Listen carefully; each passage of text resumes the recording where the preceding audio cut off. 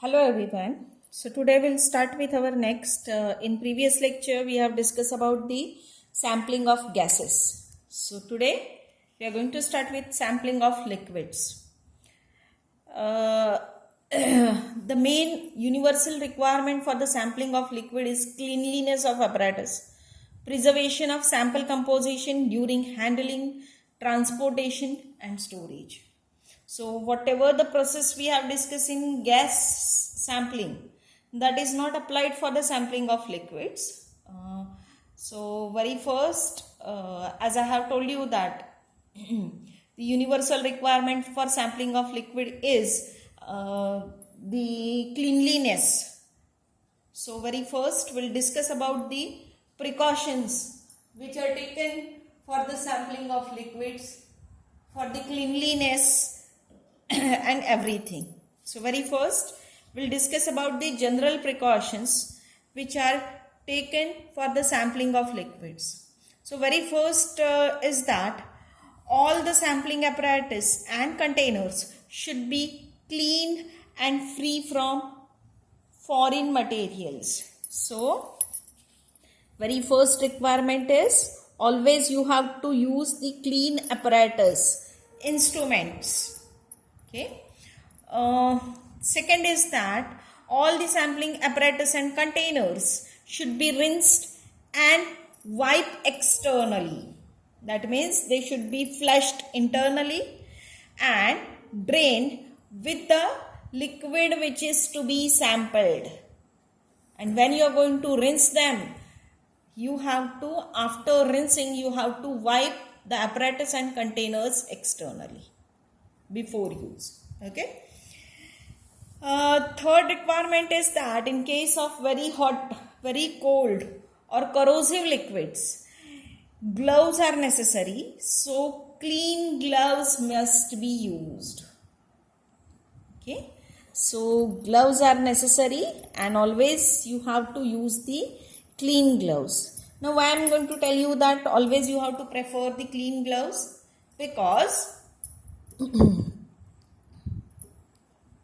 gloves are generally made up of rubber, okay, or you can say that polymer material. And many times what happen when you are going to sample the liquid, especially organic liquid, then that organic liquid many times reacts with the polymer material, or sometimes it will get adsorbed or even absorbed by that polymer material. So therefore, suppose such gloves you are going to reuse again and again, then your liquid may get contaminated. So always clean gloves must be preferred. Next very important requirement or precaution is that the composition is related to composition of liquid. So composition of the liquid must be preserved. So if liquid contains some solid particles or if contains some droplets of immiscible liquid, then such droplets, particles, whatever is present in a same composition, it must be transferred to the sample. So that is important. Now many times what happens, along with this solid and liquid particles, some liquids may contain some dissolved gases. So that dissolved gases, or you can say that entrained gases are also there. Entrained means which are specially trapped in it. So if such gases are present in the liquid, that should be transferred to the sample and should not allow to escape. So this precaution or this that means whatever the composition of the liquid is there, that must be preserved properly. Now in case of volatile liquids, okay, the liquids are volatile means they may get evaporate at room temperature. So in such volatile liquids, the samples must be protected against evaporation. Okay. Then vice versa case, if your liquid samples get solidified during sampling operation, then it must be protected. That means some samples, liquid samples may get solidified at room temperature. So if such solidifying liquids are there, then such solidification must be avoided. Okay. Similarly, do not allow to enter the air or other gases to the liquid sample when you are going to sample it or when you are going to transfer it to the container.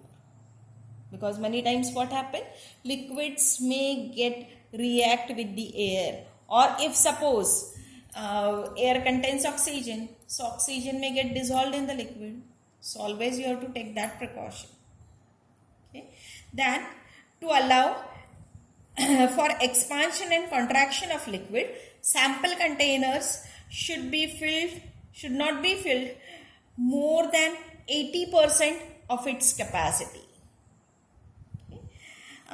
Many times what happens, the liquid sample are light sensitive. Light sensitive means many times in presence of sunlight, the liquid samples may get oxidized or may undergo any type of chemical reaction. So such light sensitive samples must be protected from the light. So in such cases, such liquid samples must be collected in opaque bottles, or you can say that brown colored bottles, or if such containers are not there, if you have a transparent container, then you have to wrap that container with the paper, opaque paper. So it's very important. So all these precautions you have to take when you are going to do the sampling. Now different procedures, now we'll discuss about the actual sampling procedure. So different procedures are used for the sampling of homogeneous and heterogeneous liquid. So very first we'll discuss with the, or we'll start with the sampling of homogeneous liquids. Very first I'll tell you what is meant by the homogeneous liquid. Homogeneous liquid means the liquid which is present in a single phase, or the liquid sample which has a same composition throughout. So such homogeneous liquid is there, then sampling of liquid is very easy. Any part of the universe can be picked up as a sample. Okay. Even homogeneous liquid can be sampled by pouring, by dipping, or by siphoning. Any method you can use, or just you can say that homogeneous liquid container is there. You can take a sample container, you can dip that sample container into it, and you can collect the sample. So such a simple process for the sampling of homogeneous liquid is there. But along with this, the special type of sample thief is used. So this is a schematic diagram for the sample thief which is used for the sampling of homogeneous liquid. Okay. By using this sampling thief, you are able to collect the sample at different depth without disturbing the universe. So how it is used, that I'll tell you. Very first I'll tell you about this sample thief. Sample thief consists of a glass bottle. So this is a glass bottle. Even sometimes you can use even a metal container also, having a lid. Now this lid has two holes. Through one hole, a small glass tubing is introduced, while through the other hole, a long glass tube which is equipped with the stopcock at one end is inserted. The length of the tube, this glass tube, should be greater than the height of liquid container or height of bulk container, so that just you are able to operate this knob or operate this stopcock from the out of the container. Okay, now how actually the sample is collected, that we'll discuss. Okay, when you are going to collect the sample, okay, at that time with the closed stopcock, okay, with the closed stopcock, the sample thief is introduced in a bulk container. When it reaches to the desired depth, at that time what will happen? You have to open the stopcock. When stopcock is open, at that time what will happen? Whatever the air pressure is there, that will be released. And through this small glass tubing, your liquid sample will enter in this container. So through this small glass tubing, liquid will enter in the container. When desired quantity of liquid material is collected, then close the stopcock and remove the sample thief out of the container. So this is a very simple and very correct method which is used for the sampling of homogeneous liquid. So just what you have to do with the closed stopcock, you have to introduce the sample thief in a universe or bulk material container. When the sample thief reaches to the desired depth, you have to open the stopcock. The liquid will enter through this small tubing. When the required quantity is collected, again close the stopcock and remove the sample thief out of the container. So this is a very simple method which is used for the sampling of homogeneous liquid. So you can collect a single sample, you can collect the number of samples, and you can prepare a composite sample by using that number of samples. That is, you can collect the sample from the different height. Then finally you can mix them all and you can prepare a composite sample. So this is a method which is used for the sampling of homogeneous liquid. So you can prepare a composite sample. This method is also there, or even you can separate each sample separately, analyze each sample separately, and then you can average the results. So that method is also used. So this is all about the sampling of homogeneous liquid. Now next we are going to discuss for the sampling of heterogeneous liquid. Okay, sampling of heterogeneous liquid. Now heterogeneous liquid means the liquid composition is not same throughout. So it is not present in a one phase. So heterogeneity of the liquid may arises due to the various factors. That is, liquid may be heterogeneous due to formation of suspensions, due to formation of emulsions, due to you can say that partially crystallized solid, or even due to the immiscible liquids. So for each factor, the different sampling methods are there. So we'll start with the first one, that is sampling of immiscible liquids. That is the liquids which forms the different layers. So very first we'll discuss about the sampling of immiscible liquids. Now immiscible liquid means the liquids when placed in a container, they will get separated in the form of different layers. So very first, when such type of sampling of immiscible liquid is there, at that time always the universe, or you can say that bulk material is placed in a container of a uniform diameter or uniform cross section. So we'll consider this is a container with uniform cross section. Then when it is placed in a such uniform container, at that time it will form layers. Okay. Then height of each layer is calculated, and by using this height and the cross section, the volume occupied by each layer is calculated. So suppose this is a liquid which having 3 layers, which is present in the composition of 1:1:1.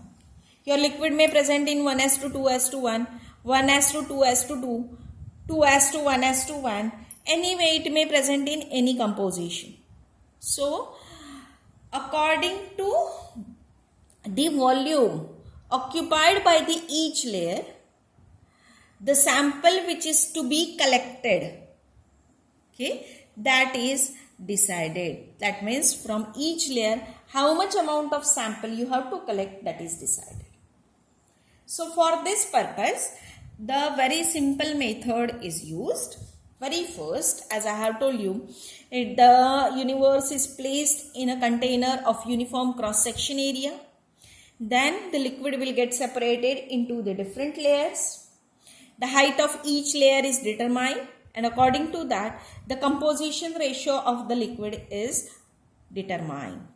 Then, just now we have discussed about the sample thief. So, sample thief is introduced in the first layer. So, when it reaches to the mid, or you can say that to the desired depth, the stopcock is open. Desired volume or required volume is collected in a sample thief. It is removed, stored in a separate container. Then again the clean sample thief is taken. It is introduced in a universe container. When it reaches to the depth of second layer, stopcock is open, sample is collected, and again it is placed in a same container. In such a way, by using the sample thief, each layer is collected in a desired amount and you will get a sample. You can say that truly representative sample. Then 1, 2, 3. Then this sample you can use for the analysis. So this is one method. This method is somewhat tedious, but then too it is considered to be a very correct method. Okay. One more method is there, that for this purpose they are going to use the spatial sampling tube. Spatial sampling tube is used. Now this spatial sampling tube is, as name indicates, that it is a spatial. So that sampling tube is just a tube having the stopper at the bottom. This stopper can be operated by using a handle which is present at the other end. So you can consider, so this tube is directly, spatial sampling tube is directly introduced without disturbing the layers. So it has a stopcock at the base. So with the open stopcock, it is introduced in a liquid container or in a universe container. So what will happen? Whatever the composition is there, that is totally preserved in this your spatial sampling tube. When it reaches to the bottom, just by using a handle which is present outside or at the other end, you have to close the stopcock which is present at the bottom and then remove your spatial sampling tube out of the universe container, so that whatever the composition of liquid is there, that is preserved. So this is the second method. One more method is there which is used for the sampling of immiscible liquid. So whatever the liquid is there, that is placed in a container and that is stirred uniformly. When it is stirred uniformly and vigorously, at that time what will happen? Such layers will get disturbed and your liquid will form a homogeneous mixture. So when such homogeneous mixture is formed, immediately by using sample thief, you have to remove the sample. Okay, so this is also one of the method which is used for the sampling of immiscible liquid. But this is not as much correct as that of sampling thief method. Okay, so you can say that percentage of error is more in this method, but this method is also feasible because it's very simple method. So this is all about for the sampling of immiscible liquids. Now next we are going to discuss, that is the sampling of emulsions and suspensions. Now very first I'll tell you what is mean by the emulsion and what is mean by the suspension. Very first we'll discuss about the suspension. Suspension means when your liquid sample contains the solid particles, okay, which are uniformly distributed throughout the liquid, that is known as a suspension.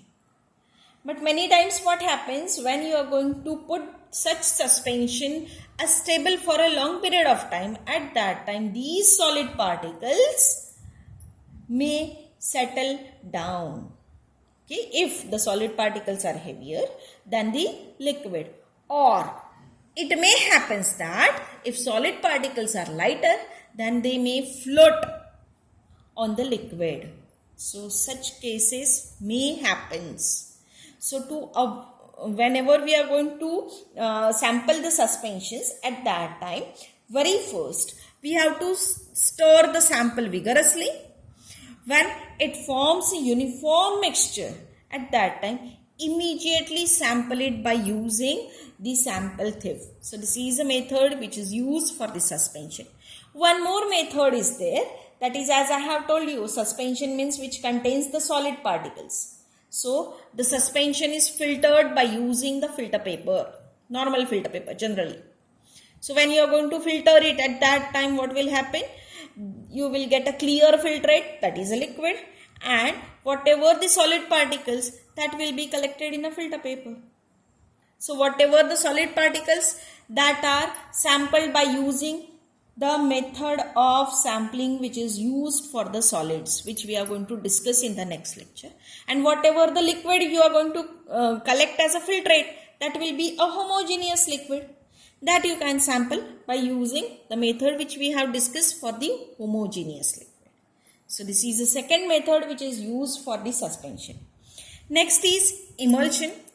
Emulsion means when the liquid contains the droplets of another liquid which is immiscible with the first one. Okay. Now you may tell me that what is the difference between the emulsion and immiscible liquid. So in emulsion what happens? These droplets get distributed throughout the liquid uniformly and forms a emulsion.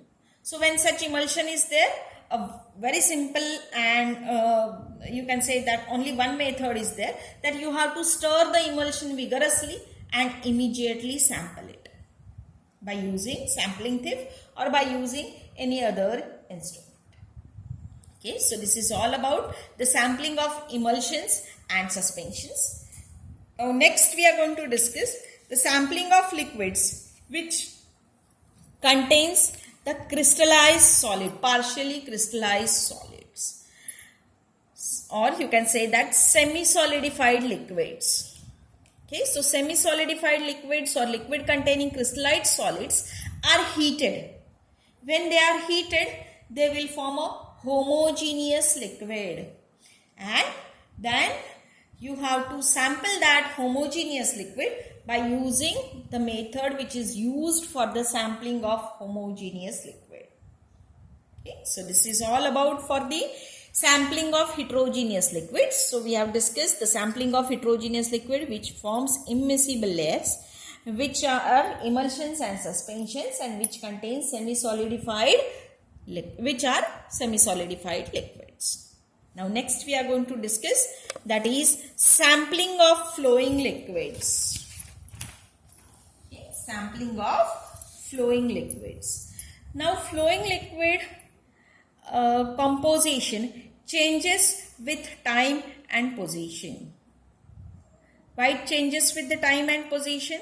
Because as it is a flowing through the pipes, or you can say that suppose water, then it may be flowing through the you can consider river, then composition of that liquid changes according to the position. Position means the composition of liquid in the mid is different, in the mid of flow is different, at the periphery of the flow is different. So it changes with the position as well as with the time, as it is continuously flowing. So time by time the composition may changes. So whenever you are going to do the sampling of flowing liquids, then always you have to collect the large number of samples at different positions and at different time interval. Now for the sampling of flowing liquids, the special type of sampler is used, which is known as a multiple tube sampler. Multiple tube sampler. So these are the two schematic diagram which are used for the sampling of flowing liquid, that is a multiple tube sampler. So this tube sampler, you can say that it contains the tubes of different length. You can see these are the tubes of different length, and all these tubes are terminating in one long tube. Yes, you can see all are terminating in a one long tube. Okay, so overall appearance of the device is similar to the palm of hand, with the tube of different length appearing like a fingers. So this is just like a palm of your hand. You can consider these fingers are of different length, which are the small tubes which are terminating in one single long tube. Okay, so how the actual sampling is done, that we'll discuss. The tube sampler is introduced in a stream of liquid. Due to the unequal lengths of tube, the liquid is collected from the different position.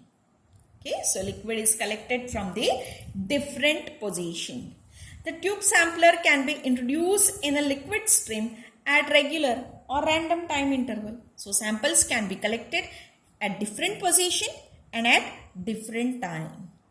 By collecting the number of samples, all samples are mixed and composite sample is prepared, and then it is analyzed.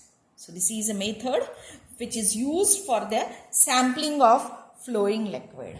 Hence, we have completed with the sampling of liquids. In next lecture, we will discuss about the sampling of solids. Thank you.